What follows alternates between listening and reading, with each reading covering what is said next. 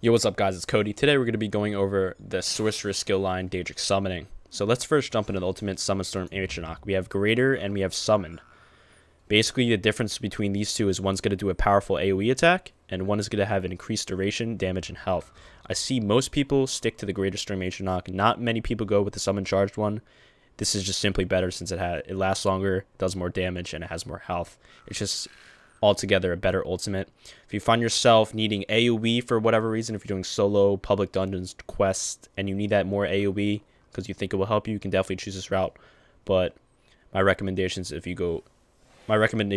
that you go with the Greatest Storm Atronach more.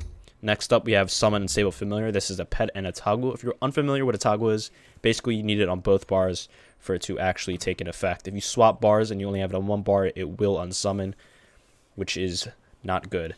So we have Unstable Clan Fear and we have a Volatile Familiar. This is going to do physical damage, and it has a special ability if you press the ability again, and it will heal you for 35% of your maximum health. That is good, but the damage is not good. It does not scale with your CP because it is physical damage, which is not good.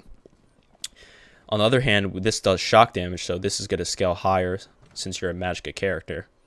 And this basically pulses, the special ability with this is it pulses area damage and stuns enemies. So it's an AoE, CC, and AoE damage, which is really good. If you're going to take the pet build route for Magicka Sorcerer, definitely go with Summon Volatile Familiar. That's what I've seen. Like, that's the trend. A lot of people go with this morph. It's just a lot better.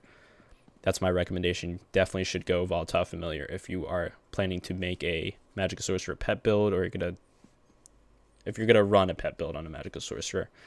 This is not bad.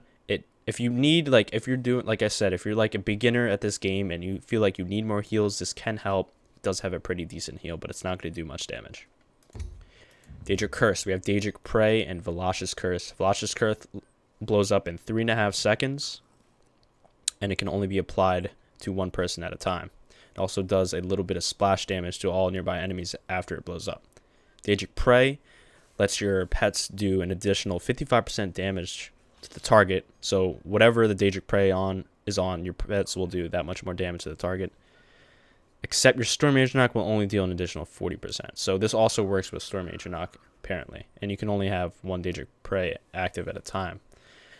The only thing bad about this is this blows up in 6 seconds and this blows up in 3.5. So it really kind of ruins your burst. Even though your pets deal more damage, like, I see a lot of people still run Velocious Curse. Like, Velocious Curse is still the best option to go. I would not recommend Daedric Prey just because how long it takes. And in PvP, it's going to be really hard to actually be effective. Next, we have Summon Wing Twilight. We have the Twilight Tormentor and the Twilight Matriarch. If you're going to take the pet build route again, you have to go... A lot of people go with this morph. This is the morph that heals you. And this is the morph that does more damage on the special ability. It says, causing it to deal 50% more damage to enemies above 50% health for 15 seconds. So, like, if you want to rely on basically your pets, like, on only your pets, you can take the Daedric Prey route, and you can take the Summon Twilight Tormentor, but you're going to have to run a Resto Staff. Like, you could go Summon Twilight Tormentor and the Clan Fear for the health, but I see a lot more people running with Volatile Familiar and Twilight Matriarch. So, like, if you run the Twilight Matriarch, you basically don't have to run a Resto Staff, and you can run whatever weapons you want, dual wield, Desho, whatever it may be. This is just what most people go. Bound Armor, we have Bound Armaments and Bound Aegis. This is more of a PvE skill because it buffs your stat. This increases your max magic by 5%, increasing up to 8 once it's fully morphed at 4. And this increases your heavy attacks by 11% and increases your max stamina by 5%, also increasing up to 8 once it's at its final tier. This gives Minor Resolve, giving you 13-20 physical resist, while this gives Minor Resolve and Ward, giving you 13-20 physical and spell resist. So this is a good skill for PvE because it can increase your DPS. For PvP, on the other hand, not a lot of people use it because this is a toggle and it has to be on both bars if you want to get the effect. And last but not least, we have Conjured Ward. This is the Sorcerer defensive skill. It gives you a shield. Shields are non-critable, and that's why it's a good defensive skill. Basically, you just add a shield.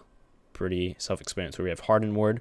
This is the better morph in my opinion for PvP and PvE, just because it can absorb a lot more damage. It says absorbing up to 30% additional damage, and I'm pretty sure when it's at its final tier it goes up to 33. So that's really good. Powered Ward, on the other hand, gives it minor intellect and lasts for 10 seconds instead of 6, which is 10% magical recovery.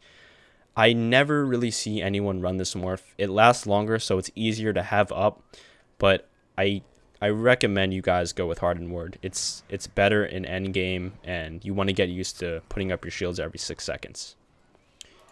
That is all for the Daedric Summoning skill line. I hope you guys enjoyed. If you did, leave a thumbs up and a comment below, and I will see you guys later. Peace out, everyone.